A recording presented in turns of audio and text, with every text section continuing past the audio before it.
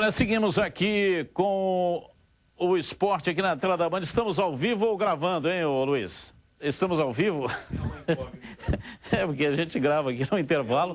Aí eu volto, não sei se estamos ao vivo. É o seguinte, é o sabe Globo aqueles Globo da Morte? Globo da Morte. Duas motos e um Fiat Uno. O circo antigamente tinha o Globo da Morte, tinha duas motos rodando dentro do Globo da Morte. Não existe, não tem Globo da Morte mais, não tem nem circo. Bicho mais no circo, tem graça nenhuma. Não tem nem circo mais. Tem um circo lá em Jundiaí que queria ir, mas depois fiquei sabendo que não tem bico, não tem bicho, não tem Globo da Morte, não tem nada. É que agora o circo é moderno. Agora é o Circo de Soleil. Só tem trapezistas, acrobatas, malabares. Dá risada, eu dou risada aqui mesmo no programa todo dia. É, exatamente. Você tem esse privilégio, não é verdade? De trabalhar se divertindo. Pô, você quer mais engraçado que ver Tigrão e você apresentando o programa? É a coisa mais engraçada. Porque você está me chamando de palhaço? Não, é isso você que está concluindo. Você me chamou de palhaço. Não. entendi o que ele falou. O Marcelo Lomba está aqui conosco. Você também trabalha se divertindo, hein, Lomba? É, a gente sempre num clima bom, descontraído lá, principalmente entre os goleiros. Mas acho que quando você faz o que você ama, né, tem que ter alegria. E qual que é a expectativa? Você teve os primeiros contatos, embora ainda não tenha jogado, né? Você não fez o jogo treino contra a equipe... O primeiro jogo foi contra Rio Branco. E o próximo agora é contra o Coritiba. Contra o Coritiba você já estará em campo ou ainda não? Acho que sim, hoje eu já fiz os trabalhos completos, normais. Então, acho que hoje à tarde volta. Acho que a semana tá boa para trabalhar e domingo está em campo. E nesses primeiros contatos já deu para perceber com o elenco, com comissão técnica, diretoria, qual que é a pretensão da Ponte no Campeonato Paulista? É, eu acho que o planejamento está muito bom. Desde que eu cheguei aqui, notei uma Ponte Preta muito estruturada, organizada. Vi também o centro de treinamento, com um campo muito bom, parte da academia. Então, eu acho que eles estão dando tudo para nós jogadores desempenharmos um bom papel. Agora o elenco está unido, está todo mundo comprometido. Escutar bastante o que o Guto vai passar. E aí a gente vai fazer um elenco forte para poder realmente chegar forte nessa competição. Tem uma coisa, eu perguntei isso para o Lomba lá na Rádio Bandeirantes, eu acho que cabe nesse momento, e não se trata de conselho, mas um cara com a experiência que ele tem de vida e de futebol.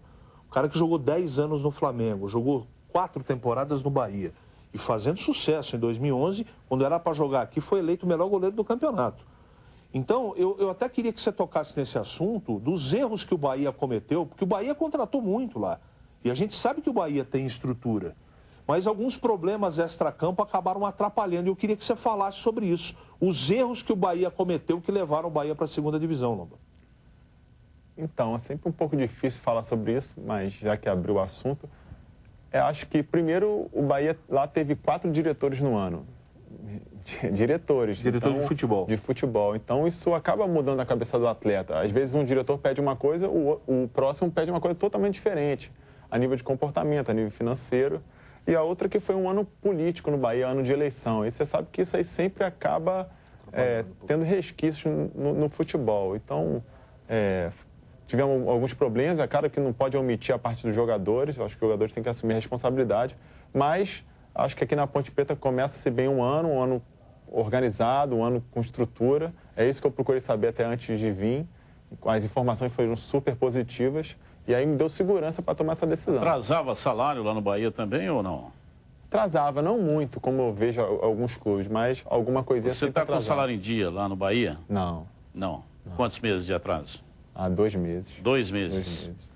Ô Vinícius, fala pra gente do Bruno Silva, você deu em manchete o que é que aconteceu, a Ponte praticamente já tinha emprestado o Bruno Silva para o Vasco da Gama, o CH mandou o cacete nos caras lá, dizendo que a Ponte estava fazendo uma grande besteira e a Ponte voltou atrás. O que aconteceu? Na verdade, ontem a Ponte recebeu uma proposta oficial, não se trata de uma sondagem, a proposta já chegou ontem no Majestoso, o próprio Bruno Silva sequer participou da atividade de ontem, ficou conversando com o Gustavo Bueno durante a atividade e, ao que tudo indicava, o atleta já havia acenado positivamente, interessado em ir para o Vasco da Gama por empréstimo e, ao que tudo indicava, a Ponte iria aceitar normalmente, até porque na primeira passagem do Bruno Silva ele também já havia sido liberado. Hoje pela manhã, reviravolta, a Ponte bate o pé, a diretoria garante que o atleta faz parte dos planos e, ao que tudo indica, então, esta reviravolta e o jogador, a princípio, permanecendo fazendo parte aí dos planos do técnico Bruno Ferreira. Não se discute, o Bruno Silva é um grande jogador, só que ele não quer ficar na Ponte.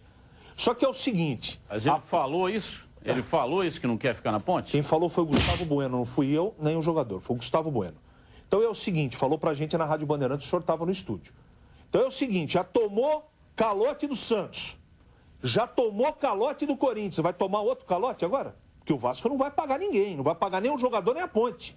E vai reforçar um jogador, porque o Bruno Silva joga com os olhos vendados daquele time ruim do Vasco. Então você vai reforçar o Vasco para jogar contra a Ponte no Brasileiro. Olha que negocião. Então não tem que emprestar, não. Quer ir embora da Ponte, ou vai para fora do país, ou fica na Ponte ou vai jogar na Série B. É isso que eu penso. Agora a Ponte que faça aquilo que ela quiser. Não é? Porque ela não vai receber um tostão, cara. Ainda se a Ponte tivesse a garantia de receber a grana no ato e que não tivesse problema no futuro, mas não vai acontecer isso, infelizmente. Nada contra o Vasco. Eu estou defendendo os interesses da Ponte. E tem que ser assim.